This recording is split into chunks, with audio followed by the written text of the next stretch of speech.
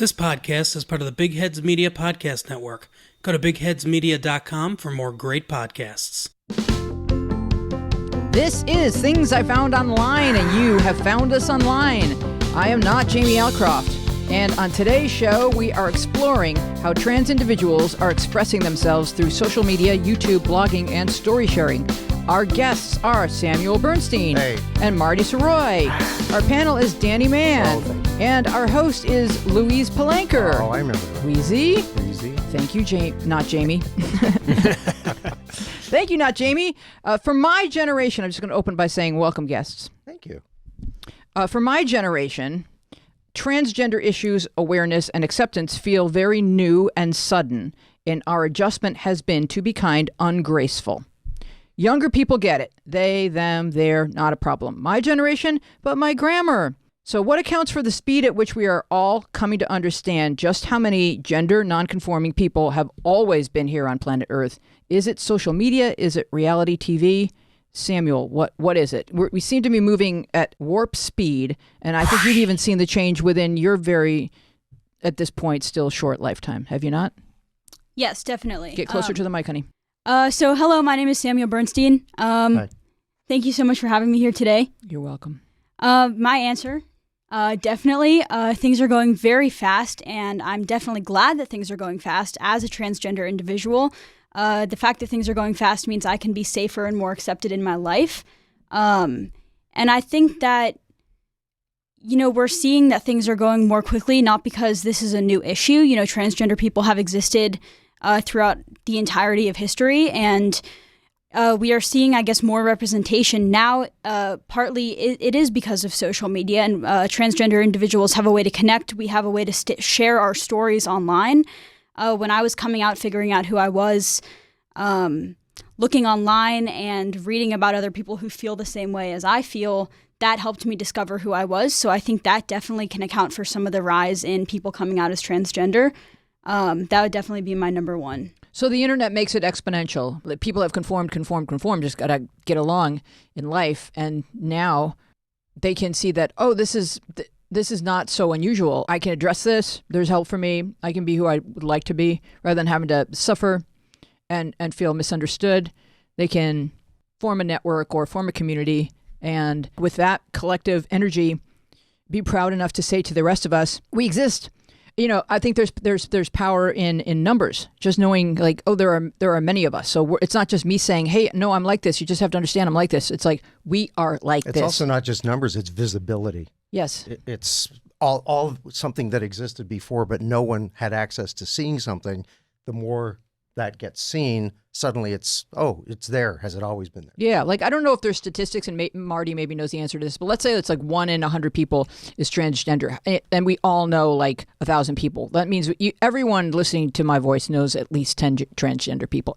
It's not that remarkable. It's not that much of an anomaly. It's always existed in nature. It just is. And so let's do our best to accept it and accept our loved ones who are desperately trying to explain themselves repeatedly, as we're going to get to a recent blog post that Marty did. And I think it's one of the greatest things I've ever read on this subject. Honestly, Marty, your Medium post, we're going to get to that in a little bit. But I first want to say, when I was a kid, Dr. Renee Richards was controversial because she was a professional tennis player. So was it fair? Did she have an advantage, having been born in a male body, assigned at birth? I thought it was a unique situation. I had no idea how many people face gender identity challenges. But within the past 10 years, we've followed the journeys of Chaz Bono and Caitlyn Jenner, and we've seen trans characters in shows like Transparent, I Am Jazz, The Fosters, Pose. Transgender people have always been there. How do I know? Wikipedia. Everything they say is true. So I'm going to read this, and it's a little lengthy, but I was really fascinated by this. I don't know how to pronounce all these words, but I'm going to try. Sound them out. Transgender history begins with transgender, parentheses, in the broad sense including non-binary and third gender people in ancient civilizations on every inhabited continent, and continues to the present. Sumerian and Akkadian texts from 4,500 years ago document transgender priests, and Assyrian texts document trans prostitutes. Oldest profession, don't forget. Evidence suggests these gender roles go back to prehistoric times and may have a common origin with third gender roles that were accepted in America before European colonization, some of which, like Navajo and Zuni, survived colonizers' hostility. Graves of trans and third gender people in Europe and America have been identified from 4,500 years ago, and likely descriptions occur in art around the Mediterranean from 9,000 to 3,700 years ago. In ancient Greece, Phrygia, and Rome, there were trans female Galli priests and records of women dressing as men to vote, fight, or study. Roman Emperor Elagabalus, People just called him Al. preferred to be called a lady, not a lord, sought sex reassignment surgery, and has been seen as an early trans figure. Our guest, Samuel Bernstein, delivered a TEDx talk at the age of, 15? 15 years old. And he framed his presentation around the topic of fear. Can you tell us why? Definitely. So when I was doing my TED Talk and preparing for it, I was trying to figure out a message that I could send to people that would help people understand what I was going through. And I realized that fear is something that almost everybody faces: fear of rejection, fear of anything. I mean, we all have something that we're scared of, whether it be spiders or not fitting in or anything. So I took my fear with existing as a trans guy in this world, fear of discrimination, of being murdered. I mean, honestly, that's to put it blunt, that happens day in and day out. So I decided to talk about my fear, and basically my message was that, I'm scared of the world just as much as maybe the world might be scared of me. And I decided to do that to kind of spread some awareness and just say, this is who I am, and I'm scared of you, but that's not going to make me go away. And definitely, I mean, we're here to talk about the internet today, and the internet was a profound tool that I used in discovering who I was. Not only was I in support groups for other trans and queer kids my age in person, but online I was, exploring, watching videos, reading articles, trying to figure out if I related to other people who were experiencing similar things like me and posting about it online. All right, let's watch a little bit of your TED Talk. My name is Samuel Bernstein. I'm 15 years old, and I am transgender. When I was younger, I was told I was a girl. I accepted it because I didn't think I was allowed to be anything else. But then my body started to change. I could tell you I was hitting puberty, but it felt like puberty was hitting me. They told me I was becoming a woman. I accepted it because I didn't think I was allowed to be anything else. But I was no longer myself. I became irritable and pushed away my friends. I began having panic attacks in hidden school bathrooms for hours at a time. I no longer knew what happy felt like. By the time I was 13, I was carving my pain into my own skin, and I didn't want to be alive anymore. I was miserable, but I didn't know why. One day I sat in a psychiatrist's office as he asked me to define my own gender. I told him I was a girl because I didn't think I was allowed to be anything else. But that night I was still stuck on the question. I went online and started exploring and came across the word transgender. I'd never heard it before. Transgender, someone who identifies with a gender other than the one assigned at birth. Immediately, I knew exactly who I was. That same night, I told my mom I wasn't a girl, and instantly, I felt a fulfillment I hadn't felt in years. My entire personality started to change as I began to express who I truly was. I was happy again. I'm not telling you all my very, very personal story today so that you will feel bad for me. I am telling my story because I have to. For many people, transgender is a scary word. Most people don't know what it really means, and even if they do, they're very uncomfortable talking about it. So that's why I'm here today, to prove that like everybody else here, I'm just a person whose identity deserves recognition and respect. Because while you may be scared of me, you do not realize that I am scared of you too. Wow.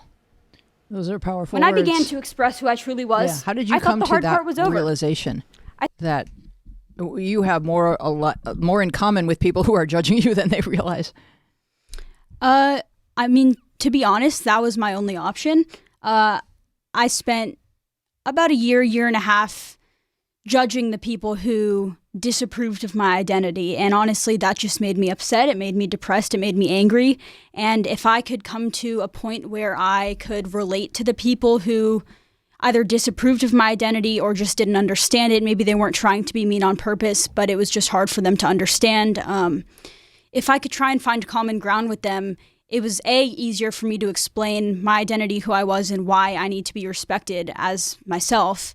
And B, it just helped us become friends, and maybe they can understand a little bit more. If I come at them with a story of similarity, they're much more likely to accept me and respect me. You're saying them. Did you find this working more in one-on-one situations rather than group situations?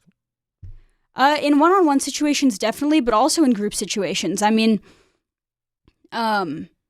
with, my school, for example, I believe, the first transgender person who had ever been at that school, and it was easy to kind of just shelter and hide myself and not be true to myself. But when I started to, explore who I was and, announce my identity, and, there were people who struggled with it, and that's to be expected. And if I was mad about that all the time, that did more harm than good to me. So I decided to, just be true to who I was and be kind to people, no matter who they were, no matter what their opinions of me were. And I ended up having no enemies at my school. So that's really profound. Let's say hello to Marty Soroy. She is the mother of a trans child. Marty's heartfelt Facebook post went viral in 2016. It was called An Open Letter to the Tween Girls Clothing Store Justice. And we've had Marty on before, and she spoke about taking her gender fluid child to a shop at a girls' clothing store and having her child come to life before her very eyes. So are you there, Marty? Yes, I'm here. And thanks for having me. Yeah. So give us a little bit update on how Charlie's doing. Charlie's doing well. Although Charlie is like 13 and a half, will be 14 in a couple of months. And so there's the regular teenage angst of that age. Middle school is, it's not the best, but who really does like middle school?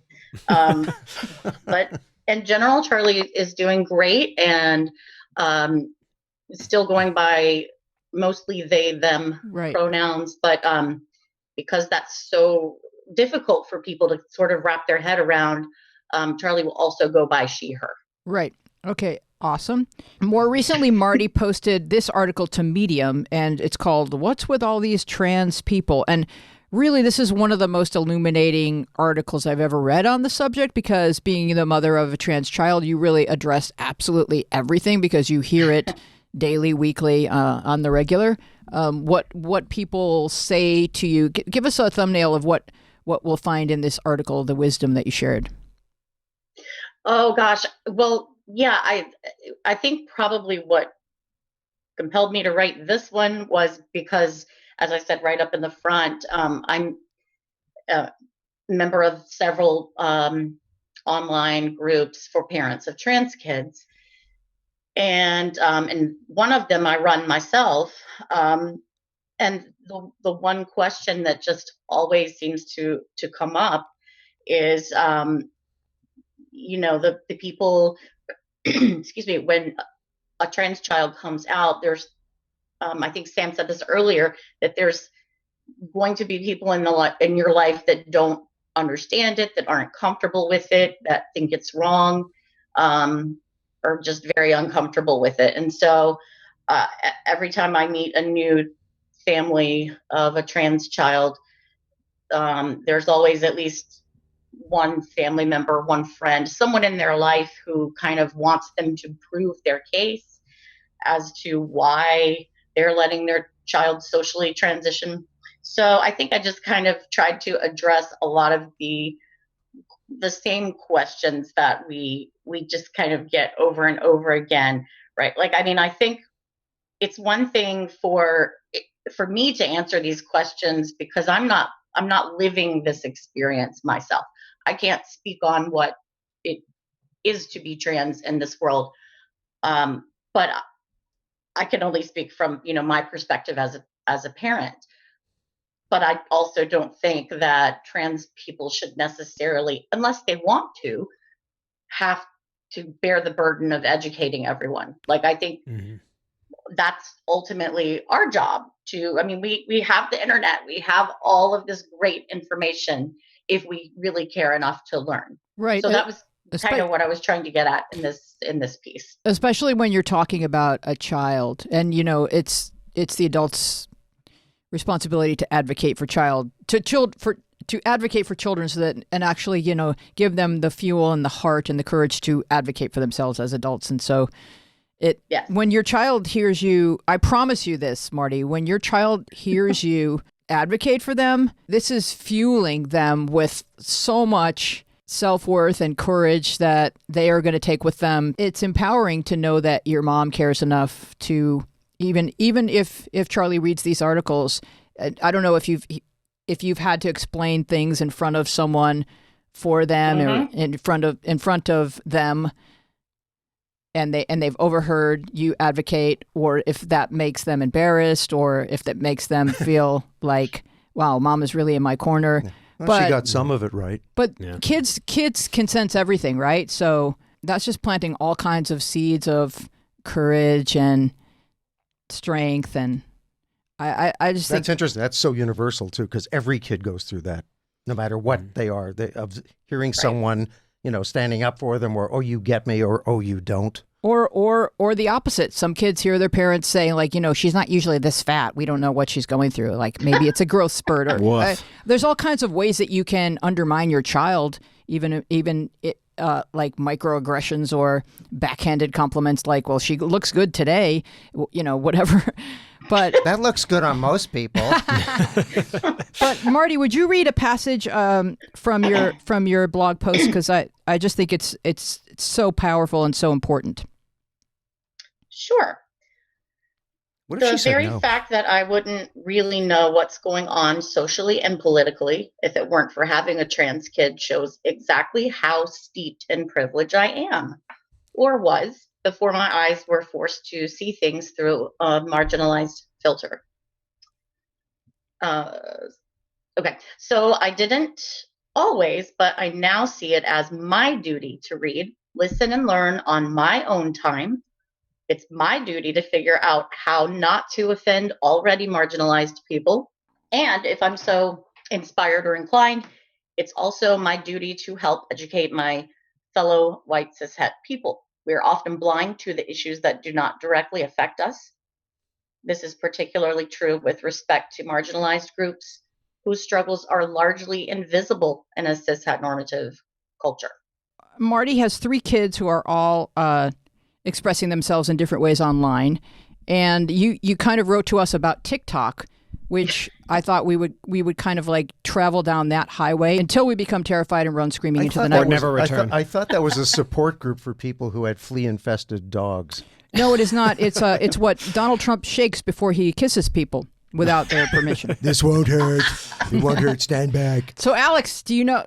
By the way, Alex Morgan is here. I don't think you were in my introduction because I had typed it before Jamie didn't arrive. That's why I'm kind of off the cuff guest anyway. So yeah, so expert on TikTok. That's why I'm here. Oh, you are? Absolutely not. Okay. But you are a musician, right? Now. I am a musician. There's some Venn diagram. And you there. do have a lot of tics. So I do. Yes. So what do you know about TikTok? I know that it exists. I know that there is a wave of youth.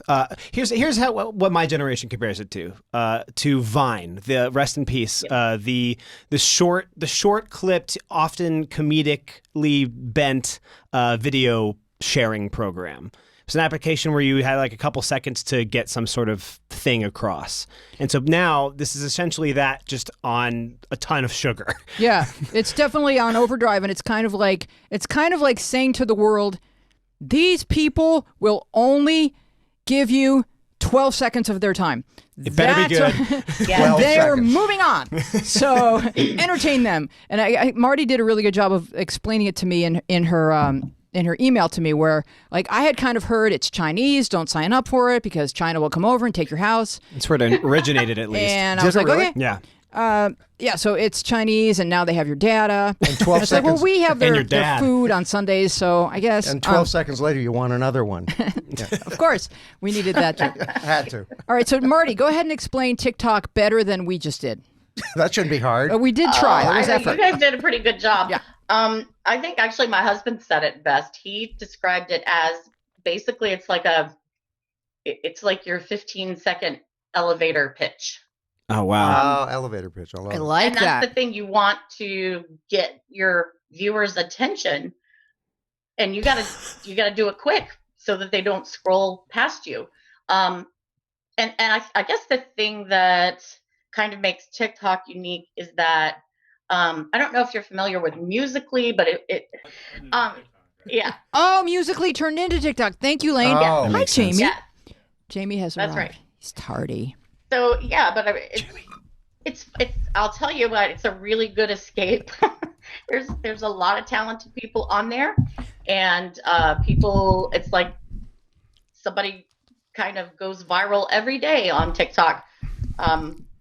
My oldest son's girlfriend just like blew up overnight with a ton of followers. So what is she doing that is so popular? You don't know? That's the I mystery. don't Does really anybody- I understand. But she's She's actually very cool, and she's funny, and she's beautiful, and all of that, and entertaining. But a lot of it I don't understand. Like, it's not my humor. So but I've seen some really fascinating stuff on them. There's this one person that he's a Michael Jackson impersonator. Mhm. And it's just random clips of him doing the moonwalk in various places all over the world. But TikTok, the app itself gives you all kinds of tools. You can add filters and editing There's and music. crazy editing in those sometimes. So I'm it's baffled really by fun it. and creative for kids to kind of apply themselves and say, "Oh, I like this is just like you're in your phone is now a TV studio and you can be and do whatever you want." Yeah. Do you use it at all, Samuel? I do. Okay, go ahead. Talk away. How do you express yourself on TikTok? Honestly, I don't very much. I like to watch other people. It's a little bit, I don't know. I guess kids my age use it. I'm 17. I don't really have very many friends on there, but I think if I did, I would be more active. But it's fun. I mean, just to waste some time away. I don't know too much about it. I just downloaded it like a week ago. Oh, okay. My dad also We were counting on downloaded it. 20 minutes on that. Your dad downloaded Yes, TikTok? and I said, "Why are you doing this?" He's I'm like, scared. I just want to know what's up." I was like, "You're gonna delete it as soon as you see. You're gonna feel like a creep on there." Well, good for him for at least looking and Well, taking- he is Really? he's a DJ, so he has to know is he? what the kids are up to. What are the kids doing? all those kids listening to radio, but And your dad's cool. All 7 of them. I think you said What's that. yeah? interesting is there's like a middle-aged kind of like block of TikTok. Really? Yeah, that's like there's like a good amount of middle-aged people, and there's like divorce TikToks, which is Wow. a rabbit hole I went Wow. down, which is fascinating because it's just people dealing with their divorce on TikTok. So and that's it's- Actually, that split up. It's tick or talk. Yeah. depending on- they're still in custody litigation. of the talk. Which one did you get? Yeah. Wow. So it's how many seconds are each post? I heard somebody say 15 12. seconds to 60 seconds. Oh, 15 to it's that's a good 15 range. to 30 to 60 even. 60 is definitely the longer end. Now, when you've got kids who are on TikTok or Instagram or Snapchat or wherever they are, Marty, how much of that do you look at to know what they're looking at and to know what they're posting? Well, they're pretty savvy, these kids these days, because there's this whole thing. Like, okay, so just take Instagram, for example. My kids are all on Instagram with accounts that I follow, but like every other kid in the universe, they have what's called a Instagram, a fake Instagram, Mhm. which I don't know why fake, because it's real, it exists, but It's that's where fake. they post all the stuff Definitely they don't fake. want their parents to see. Oh boy. But my kids, I think they do a pretty good job of sharing stuff with me, and I give them that little bit of privacy because I trust them immensely, and I know that, like, I mean, my oldest is 19. He can kind of do what he wants at this point. But I think they hate that I'm on Snapchat. I don't really use it except to stalk their videos because it's just a little glimpse into what they're doing that day. And it's a really cool way to be a fly on the wall and just sort of see what they're doing. And tell us a little bit more about how you're sharing with me about how trans kids or you call it NB kids are expressing themselves on TikTok or on other social media platforms. Well, I've seen a lot of, I guess, female to male and non-binary folks over on TikTok. And so I'm always, I'm checking the hashtags and I'm always trying to see, like, hoping that they're going to gain a larger presence there. And recently, I noticed that TikTok had issued a challenge. They put out almost like a call for submissions in writing, but they'll state a theme, show us how you glow or something like that. But this week they did hashtag I think it was Trans Awareness Week, and it was all about post your trans visibility videos. Tell us whatever you want to tell us, and then they'll go through and pick a handful to feature on the For You page, which is the page that everybody sees, and that's how a lot of kids get TikTok famous. But I thought it was pretty cool. I've seen people from all walks of life on there. You've got older police officers who are just having a little bit of fun on their downtime, making short videos, to young non-binary and trans kids who are suddenly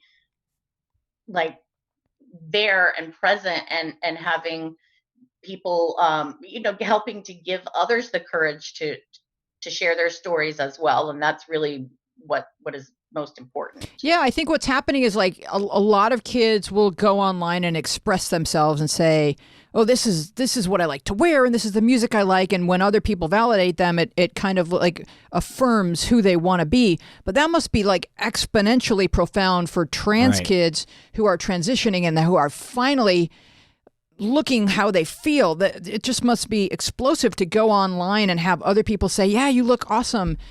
Because for so long they had to keep it suppressed, their actual self. Yeah, something I'm butting heads with right now is I was kids shouldn't be putting that much investment in likes or getting seen online. But on the other side of that, if it creates visibility for trans and non-binary kids and getting that affirmation, that seems like the total flip side. That sounds like a really great way to receive affirmation and become visible. That's empowering, too. Empowering, right? Yeah. It really is. Right, because how are they going to ever... How are we going to learn more unless if they have that visibility? Right. So, were you thinking for a long time, Samuel, when you first started to realize that you could become a guy, were you starting to just picture what that guy would be like and what he would look like? And now you're sort of realizing that appearance, and how was that for you emotionally? It wasn't easy. I think definitely, like Marty's saying, seeing people online really helped. But for me, I guess when I was coming out and figuring out who I was, the online content that I was finding was, like Marty was talking about, a lot of trans people being educators and educating the community. And that's great. And it really helped me a lot. And on the other hand, now I think a lot of trans kids are being exposed to, videos and articles of trans people just having fun and trans people with actual professions. And I think for me, it was this is great. This is educational stuff. But for trans kids now, it's I can have fun and be a trans person, and I can have an actual profession and a career and be a trans person. And that kind of content is, I think, what we really need to show kids that, being trans is more than just being someone who's going to educate people for forever. Being trans is about just being a person and having a normal life and enjoying that life. All right. Well, we're going to come right back and Samuel brought in some timelines to show us people on YouTube showing their timelines of transitioning, and it's very interesting. But first we have a commercial break. Let's start with the recorded commercial, and then I'm going to tell you a little bit about manscaping. Oh, yeah. Glad I tuned in. Oh, man. Generation American women share their American experience. Sharing our stories helps us to relate to one another, build understanding, as well as provide representation for those that need it most. I grew up in a smaller American town and lacked representation in my community and simply in media at that time. I created something I wanted to hear. I hope this podcast reaches those that need it most, as well as serves as a collection of simply interesting stories. Listen wherever you get your podcasts. Follow me on Instagram and Twitter at HerAMStory. Everyone has the story. Share yours with me. Email me at heramericanstory@gmail.com. Support for things I've found online comes from Manscaped, who is the best in men's below-the-belt grooming. Manscaped offers precision-engineered tools for your family jewels. All right, so... I know I feel good. Wait, Alex is holding his head. I feel This rugged. is a new I feel like sponsor that we have at Big Heads Media, so we're really excited. And I can't really speak to this being a female and as being as ballless as they come. So I would like to ask you, gentlemen, if you could talk about a time where you maybe injured yourself attempting to groom the region. Don't rush now. I feel like a caveman. I feel very Neanderthal right now because I have never manscaped.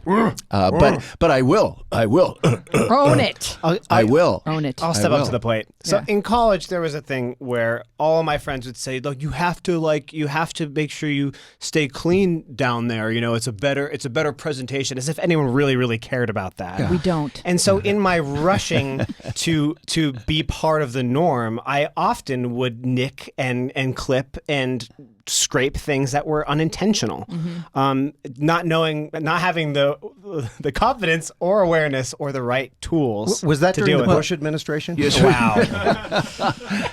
Yeah. I guess technically. Well, you learn they should open some manscaping salons. You really need that multi-pack of Band-Aids to find just the right... Well, that's obvious. You know, that you need Application. manscaping salons. Yes, Well, exactly. anyway. We need people to do it for us. I wish I this had is- the right tools, is all I'm This saying. is why Manscaped has redesigned the electric trimmer. Their Lawnmower 2.0 has proprietary skin-safe technology, so this trimmer won't nick or snag your nuts. Ring, ding, ding, ding, ding, ding, ding, ding, ding, ding. Bend over. Manscaping accidents are of sound effects by Danny and Jamie. I'll continue. Manscaping accidents are finally a thing of the past. And don't use the same trimmer on your face as you're going to use on your balls. That's just nasty. It just depends on which direction you start in, honestly. Yeah. If you start from up here, I see no reason why. And work your way Suddenly down. Brazilian sounding pretty good to me. Manscaped also has the crop preserver, an anti-chafing ball deodorant and moisturizer. The crotch preserver? No, it's the crop preserver. Crop, sorry. Looks Sorry. like a good crop this year, Bessie. You already put deodorant on your armpits. What an assumption. Why are you not putting deodorant on your the smelliest part of your body? Get 20% off free shipping with the code XXX. 20% off could hurt. At manscaped.com. Always use the right tools for the job. Your balls will thank you. Oh. Get 20% off and free shipping with the code XXX at manscaped.com. That's 20% off with free shipping I at said a little off the top. manscaped.com and use the code XXX. Now, I don't know if that's the correct code or if it was going to be filled in later, but this is our first time doing a read of a sponsor, and we're very thrilled to have Manscaped in the Big Heads Thank Media you. family. Thank you. And Thank you. That'll be a whole new experience for me. I'm very excited about it. And a better experience for me. Every room I walk into is a manscape. For you. So let's see, where were we in the rundown? Back to the show. Previously. Our producer, Dina, is... So are you taking pictures this week, Lane? Because we are extra adorable. Yeah. But Dina is in Detroit, and she's actually going to meet up with the Big Heads Media guys because that's where they live, in Detroit. Oh, So nice. Exciting. Going maybe to corporate. she's going to come back with a manscaping kit, and then we'll have show and tells for next week. Sam, can you please... Samuel, I know you like to be called Samuel.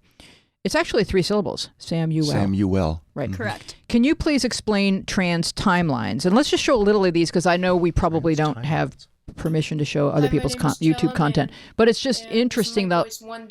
This is a kid saying, "This is my voice. This is my voice. This is my voice on T," and his voice keeps getting deeper and deeper. 2 weeks on. So I assume you've watched a lot of this kind of stuff, Samuel. Yes. My voice, half a year on T. And when you watch it, what are you looking for, or what are you feeling? What are you getting out of it? Does it give you hope, or does it help you understand what's going to happen to you when you go through these changes? Yes. So I actually recently just started testosterone injections, and before that, I spent, not a lot of time, but a good amount of time, reading and researching and trying to figure out what is this process going to look like for me. And a lot of that was looking at content of other people who have gone through this experience. So these kind of timelines, they're very affirming just to watch and see people go from, sad people and people with a lot of gender dysphoria to people who are, really happy and really authentic and really living the best lives they can because they can be in a body that they see as their own. So watching other people go through that transition really helped me because before I was medically transitioned, I could tell myself, this is going to happen to me someday and I'm going to go through these changes and everything's going to be fine. I'm going to look the way I'm supposed to look and I'm going to be happy again. Is there that moment where you think, okay, do I really want to do this? I know,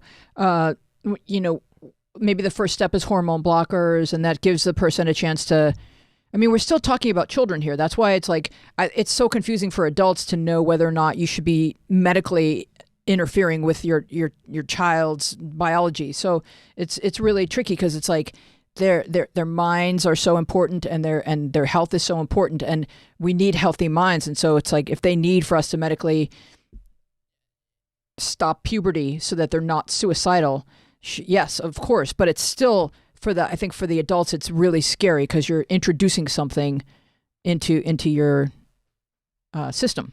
So was there a time period where you were first on blockers and thinking, okay, yeah, I haven't changed my mind? Or is there any time in there where you change your mind and think, I think I just want to be a girl who really dresses kind of like a guy? Like, do you go through those periods, or are you completely certain about what you want?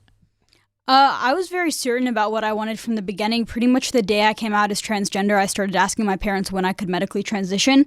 That's not necessarily how it is for every single trans child by any means, but that is definitely my story. How old were you when you had that realization? I was 13. Mm-hmm. And how do you describe what your life was like before that? I was sad. I was very depressed. I had a lot of kind of emotional turmoil that I didn't understand where it was coming from. Right. I was very upset most of the time, and I didn't really know why. And when I figured out that, part of it could be caused by gender dysphoria, it was like my eyes opened for the first time. Now, when you were talking earlier, you said you were looking forward to being happy again.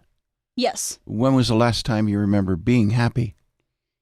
When I was a child, really before I hit puberty, everyone's story is different. There are a lot of trans kids who come out, when they're toddlers. Right. That wasn't my story. When I was younger, I had pretty much no gender dysphoria that I can remember. But when I hit puberty, it really got bad. It got very bad. That's when you got sad. Yes. Mm-hmm. So that's when you said, this is not who I'm supposed to be. Yes. And that's when I think that's even more confusing for parents, because with Marty, you noticed with Charlie immediately that there wasn't anything that male that they were identifying with, correct? Right. And Charlie has been consistent, and persistent with behaviors and preferences, mannerisms. They only said something maybe once in very early childhood about, not being a boy, or only being a boy because of their parts. But I don't think that, they just basically showed us through behaviors. We had very much like what Sam just described. Charlie had a ton of emotional issues, angry outbursts, panic attacks, just bathroom issues, like so many things that we weren't putting the larger picture together and realizing what it was. We just thought we had this deeply emotional, troubled child. And then when a gender therapist, helped us to see this is how gender dysphoria is manifesting itself in your child, we were like, oh, that makes a lot of sense. Mm-hmm. Because gender dysphoria doesn't necessarily always mean that you're, a kid is unhappy with their equipment and their parts. It can come out in a variety of other ways, like hating to take baths and showers, or I'm drawing a blank on like other concrete examples. Just not wanting to be at the beach, or not wanting to be. There's so many different ways that it can manifest. Quick question: do many kids or their parents at some point think, oh, maybe the kid just is gay and just hasn't come to terms with that? Like, is that kind of a first step on the way to the bigger realization in many of these cases? Sure. I mean, I can only speak for myself, but absolutely, that's what I thought from the beginning. I grew up in the theater, so I have a lot of gay male friends, and I have an older son and a daughter already. It's like I'd raised one of each already, and then we have this third kid, and who was assigned male at birth, but has expressed, stereotypically female since the beginning. And I just, at first I assumed, oh, okay, I know what this is, and that's still. Anything is possible, but we're pretty sure, and Charlie has told us over and over, one thing is for certain, and that's that I'm trans. So when it came to introducing medication that would stop the onset of puberty, were you completely comfortable about that, or did you really have kind of a difficult time deciding, or misgivings even about whether or not you wanted to introduce medication? Well, Charlie has been on puberty blockers for about 2.5 years. It was totally their choice, their decision, which they kind of worked out with a whole team of people, really, the therapist and the endocrinologist. And, blockers are pretty hard to obtain. The therapist has to show a pretty long history of gender dysphoria. And of course, I was and am terrified, but I have to remind myself that my older kids had anxiety and depression. We didn't think twice about allowing them to take medication to help, get all of that under control. And so it was the same with Charlie. And the thing with blockers is that they're pretty safe for the most part. I mean, they've been used since the 1950s for precocious puberty. And what happens is they just halt puberty for a little while. But if a child, or a teenager decided to go off of them, then puberty would go ahead and start at some point after they quit the blockers. So really, it's just kind of a pause period to buy everybody some time. It's a good thing to make sure that this is what we want. Now, it is harder, I got to say, with non-binary kids like Charlie, because I really don't know whether they're going to go on to cross-sex hormones, or if they will go through a male puberty. And then there's also the fact that for a lot of trans youth, the gender dysphoria doesn't really start until puberty begins. Right, and that's when it's kind of a double-edged sword. It's just kind of like take it one day at a time, and we know that up to this point, at least up until right now, we're good. We've done everything right, and Charlie is so sweet about always affirming us and just saying how much they appreciate, because I think they know that they're not all kids. You're lucky about that part. That really is beautiful. There's an increased presence of trans characters on TV. It's Samuel. Can you introduce some of your favorites? You want to talk about Alex Blue Davis and Laverne Cox? Yes. So When I was younger, I wanted to be a doctor. I've been watching Grey's Anatomy pretty much ever since. Recently, a character on Grey's Anatomy, Alex Blue Davis, came out as transgender. Here's a clip of that. Okay, now, did you really hack into the DMV? Why would you do that? Because my old license referred to me as female. Private. Yeah, just things like that, like having your gender correctly assigned on your driver's license. Like, I know you did that before you were old enough to drive, but I know that I wish there were. Well, I think we talked about it last time you were on the show, Marty, about having lawyers help, and you said we're on it in North Carolina. We've got lawyers helping people change their gender on officially, so that the government recognizes you as the gender that you are. And Laverne Cox. I mean, pretty much same story with Laverne Cox. Both of these people are, being trans publicly and showing representation on the media. Laverne Cox starred in Orange is the New Black. So, yeah, same story. There's another clip here. Are trans characters depicted accurately on television? That's a pretty broad question. As someone who hasn't seen every single show or movie that depicts a trans character, I can't tell you for 100%. Yeah. There are a few that I've seen that are very problematic because the trans characters aren't portrayed by trans people. So they will be portrayed by cisgender people who will, mess up the role. And not only will they mess up the role, but as a trans person, I think that that's offensive. Because there are plenty of trans actors and actresses who would be willing to take those roles. So why would they hire someone who's not trans? Well, actors would argue, I'm acting. I'm acting. Yeah. Exactly. Yeah, but you wouldn't. It's like you wouldn't hire a white actor to portray Martin Luther King Jr., right? They would. It's like that's how important it is. Chuck Connors. They used to. Chuck Connors as Geronimo. He had blue eyes. So Laverne Cox, an unfortunate choice of last names. I thought of that. Oh, stop it. No, it was just unfortunate. Change your name, too. I do think that you guys are making an excellent point, but throughout history, there's so many instances of white people or straight people playing gay people so that they can, like, the publicity can be like, oh, but in real life, he's straight.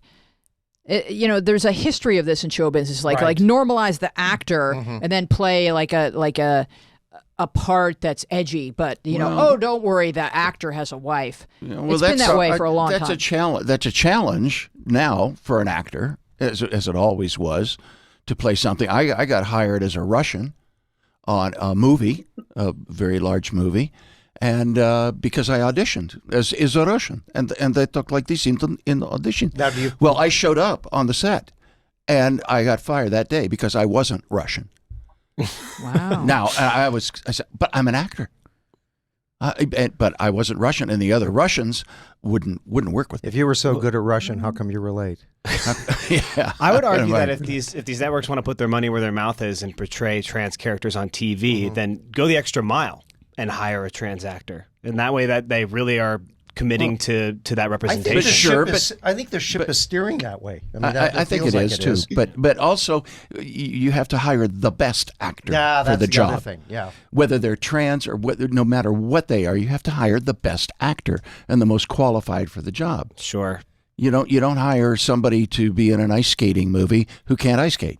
Also, I would argue that if the person is trans and the person is now a female, if they're an actor, they're gonna want to just play women because they're a woman. They're not gonna always want to play. That's also a good point. Yeah. A trans person. They want to be respected as being a woman. So it's a tricky area. So I don't have kind of in this vein. I have a question for you and for Marty here. Yeah. I happened to read about this. He's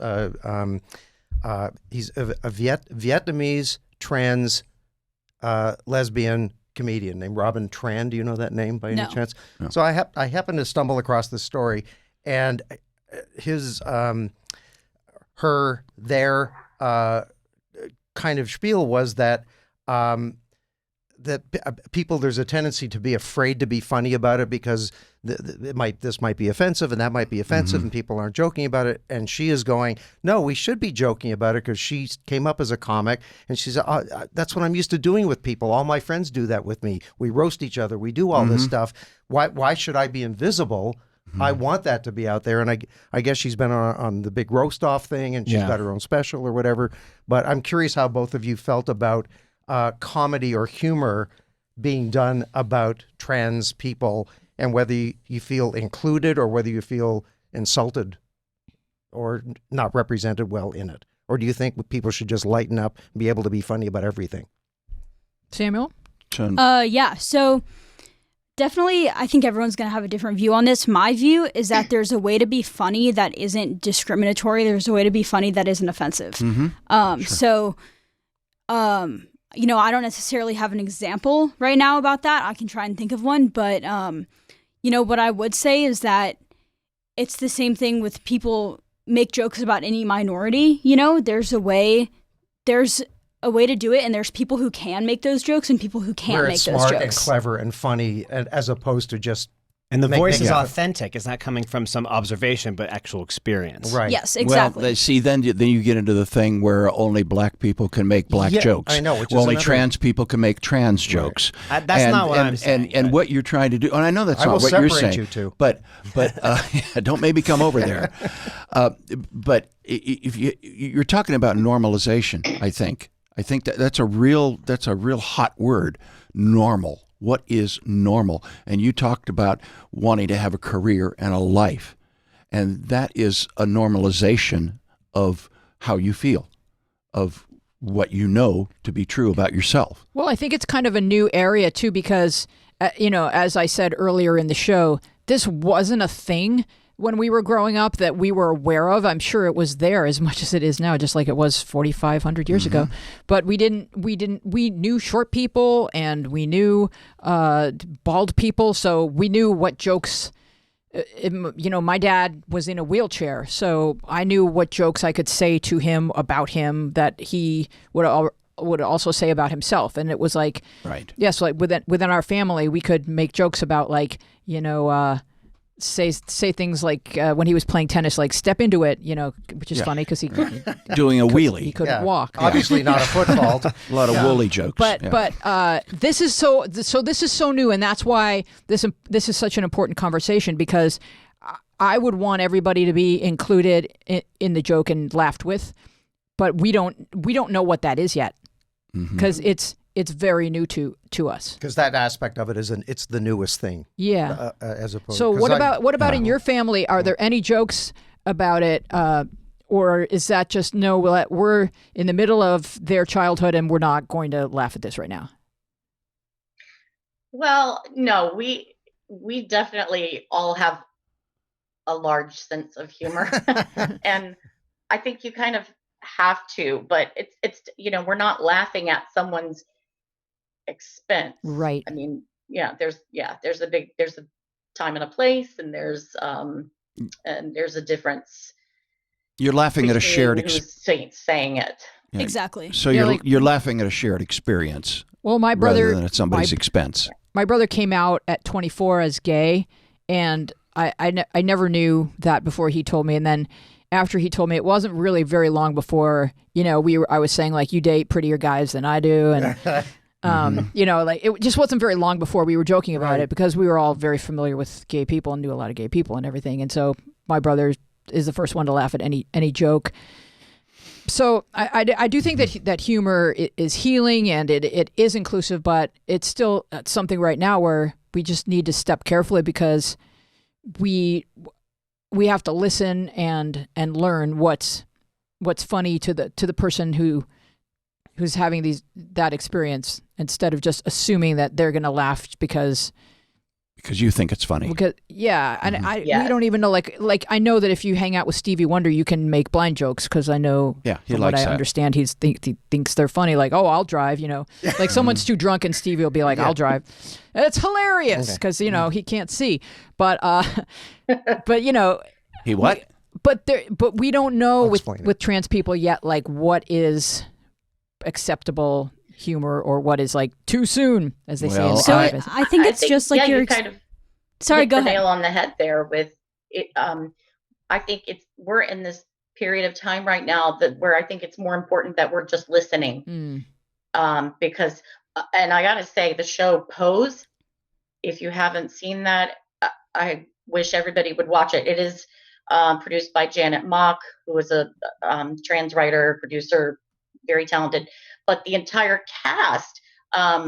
This is a show that has the largest number of trans individuals portraying trans characters on a television show in history. So it's huge, but it goes into their backstories of and it's heartbreaking, but it's so important because people really need to understand how we've gotten to this place where we are now. Of it's all it feels like it's new and whatnot, but when I was growing up, definitely it was hard enough for friends to come out as gay. So it's like trans is kind of the next thing that we have to conquer, and then maybe non-binary after that. But the show Pose, I really like it because it does a great job of like putting in appropriate humor where it's necessary for comic relief. But it does such a good job of explaining the narratives of how trans people had to be so brave. It actually takes place in the 80s. And they had to form their own families. So they did it with what they called houses, and they put on these shows, and that was larger than life, and they created their own world. And it's a Ryan Murphy show, so it's got that kind of like bite to it. And I never even knew that if the actors were trans people or not trans. I just enjoy watching the show and learning more about it is heartbreaking because they become each other's families, and they have to survive. Because you need a role model. I was lucky enough to be at a celebration of this on Sunday night. Really? I went to the Trevor Project Gala. Wow. Oh, with Haley. My daughter, Haley, who's a queer woman, she was awarded the Youth Innovator Award. Wow. And at the Trevor Awards, or the Trevor Project. Wow. She and Sybil Shepherd were honored that evening. Wow. And it was an amazing event to see hundreds of people dressed the way they wanted to be dressed, acting the way they wanted to act, or they were acting the way they were, I think is probably a better way of saying it. But it was really an affirming event. And if anybody doesn't know about the Trevor Project, if you're conflicted in any way, if you're doubting your sexuality, your whatever the feelings you're having, the Trevor Project has a hotline that you can call, and they are all about suicide prevention. Wow. And it was a very, very compelling evening of people giving testimonies about how the Trevor Project had saved their lives. So the Trevor Project can maybe save lives out there if anybody's listening, and they're conflicted in any way. The Trevor Project is a place to go to online. Look that up. Well, thank you for that. Was Sybil just like a celebrity supporter of it, or Sybil Shepherd has been a celebrity supporter of it for many, many years, and has. There you go, the Trevor Project right there, and there's Haley Kiyoko right there, and Sybil, and boy, it was a great evening. Oh, that's so fantastic. Yeah. So our friend Greg Cope White wrote, please discourage writers from jamming in trans characters to sell scripts. Studios are into that desperate move. Do you feel that that's happening? Is it just this month's trending topic is trans people, and it seems forced because it adds for people that need to create stories, it adds really good storylines because it's dramatic. Mm-hmm. Or do you feel like it's genuine when you watch shows, Marty? Does it feel like the trans individuals are being portrayed accurately? Yes and no. I mean, I haven't watched a ton of shows featuring trans people, so I may not be the best person to speak on that. But what I know of course, I just talked about Pose. There's another show, Euphoria, that features stars Hunter Schafer, who is right here in my hometown of Raleigh, North Carolina. Yay! And Hunter is trans non-binary. And they're the things I like to think I watch good TV. So yeah, what I watch, I've seen authentic, accurate portrayals, and I am really picky about what I watch. Have you watched The Fosters? And have that acting gene, but oh yeah, you do. Have you watched The Fosters? No, I haven't seen that yet. I think it's really I want good. to. I have. You have? What do you think of The Fosters? It's a great show, honestly. Lots and lots of representation of all different kinds of people. Really? Yeah, very good. Haley used And to Haley be in was that on show. it. She was in that show. Rosie O'Donnell. A couple of years, yeah. So we're going to click on a New York Times post, which Lane subscribed to for his 1-month trial so that we can show this to you. So this is his sacrifice. Transgender Lives, Your Stories. And you can scroll through here and it shows different people who have transitioned and are feeling happier about who they are. And I think New York Times is really doing a good job of like not just showing us, but telling us in their own words their stories. And everyone looks so happy. Yeah. And it's Except just her. well, she's just going. Everybody else, no, She's going 9 through out that. of 10's good. She's just had Yeah. like a moody moment. All right. Maybe her coffee wasn't prepared properly. I'm I know jealous that of can that bother damn Danny hair. Mann Yeah, sometimes. Hayden's hair is rocking. What's Twitter trending? Just by coincidence, what's Oh. Twitter trending today was hashtag 2009 versus 2019. And so this is like where you post a picture of yourself 10 years ago and then a picture of yourself today. And like, I just hate those people that look exactly the same. It's like, screw you people. But my favorites were the trans people because they seem like the most eager to like, oh my God, yes, this is what I looked like 10 years ago. And that I never thought that I'd be here. And here I am. So we're going to click on a tweet from Samantha Rydell, who tweets, "These memes are used to train facial recognition algorithms, but also, hi, it was my 4-year home. It was my 4-year hormone traniversary yesterday." So Traniversary. there I she love is. it. Have you heard that term? I have not. Absolutely not. Okay, please start incorporating it. But this movie script that someone just pitched me, Transpotting. I mean, come on. Here we go. It's not once you start him and there's I no just off. won. I saved There it. is no off button. There is, I swear. When tweets, oh, gotta make sure to do one of these two, from a very insecure 12-year-old to a still less slightly insecure 22-year-old. There we go. And then we had one from Maxi Pool. And this is just a good one to close the show because it made me laugh. He wrote, now, if you're listening at home without any visual aids, he is now completely bald. And he wrote, nothing has changed. It just shifted down. Yeah, he's got some facial hair now. Yeah, it just moved. So that's adorable to me. I want to thank all of our guests for being with us, Marty Soroy and Samuel Bernstein. Thank you so much. Alex Morgan, I'm going to say your name first. Appreciate because it. is your TikTok name. expert, thank you. And we have Lane McFadden in the booth and Michael Tellup. And our panel includes Jamie Alcroft and Danny Mann. Our producer is Dina Friedman, currently in Detroit, Michigan. Our tech team is, look, it's Lane and Michael. Lane and Michael. Our sound mixer is John Maddox. Our webmaster is Bill Filippia. Webmaster is Bill Filippia. Check out Bill's new album. Oh, Bill's new album. Yeah. Oh, yeah. Bill's an amazing musician. Amazing We're going to musician. play something from Alex next week. So Nice. stay Really? with Great. us. Yo, sure. I am Godspeed. Louise Palanker, and we will see you next week. Be safe, be well, be kind. Bye-bye. Woo.